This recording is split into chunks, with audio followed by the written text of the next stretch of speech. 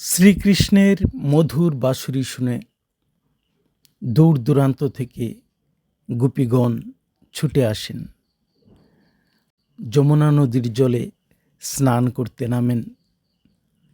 আর এদিকে শ্রীকৃষ্ণ গোপীগণের বস্ত্র চুরি করে কদম বৃক্ষে চড়ে যান। গোপীগণ বস্ত্রহীন অবস্থায় শ্রীকৃষ্ণের কাছে আকুতি কাকুতি মিনতি প্রার্থনা করতে থাকেন, বস্ত্র ফিরিয়ে দাও, বস্ত্র ফিরিয়ে দাও। এমনই সব কথা আমরা শ্রীকৃষ্ণের বস্ত্রহরণ পর্বে শুনতে পাই। প্রশ্ন জাগে, শ্রীকৃষ্ণ কি আদৌ এমন কার্য করতে পারেন? আমরা শ্রীকৃষ্ণের চরিত্র নিয়ে যদি ক্ষণিক চিন্তন করি, তাহলে শ্রীকৃষ্ণের মহিমায় বলা হয় তিনি ষোলকলা সম্পূর্ণ, সর্বগুণ সম্পন্ন, সম্পূর্ণ নির্বিকারী, মর্যাদা পুরুষোত্তম, শ্রেষ্ঠ চরিত্রের অধিকারী দিব্য পুরুষ শ্রীকৃষ্ণ। রহস্য হচ্ছে শ্রীকৃষ্ণের দেহরূপী রথে সেই অজন্মা মহাজ্যোতি ঈশ্বর পরমাত্মা বিরাজমান হয়ে সেই জ্ঞান মুরলী শোনান।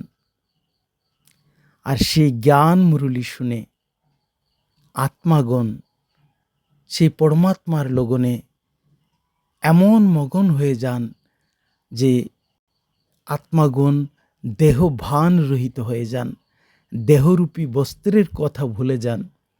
কদম বৃক্ষ দেখানো হয়েছে, সেই কদম বৃক্ষ পরম ধামের প্রতীক।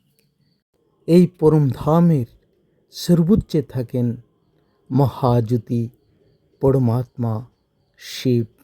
গীতার মধ্যে ভগবান বারংবার বলেছেন, হে আত্মন, তুমি শরীর নও, তুমি আত্মা, আর আমি তোমার পিতা পরম আত্মা, আমি মহেশ্বর।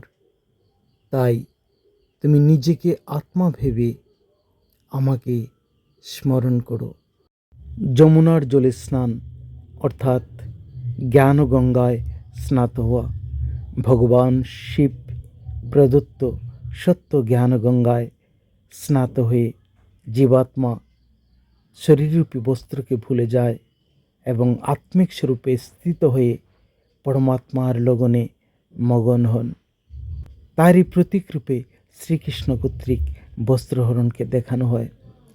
বাস্তবে এ বস্ত্রহরণ শ্রীকৃষ্ণ কর্তৃক নয়, বরং ভগবান শিব কর্তৃক।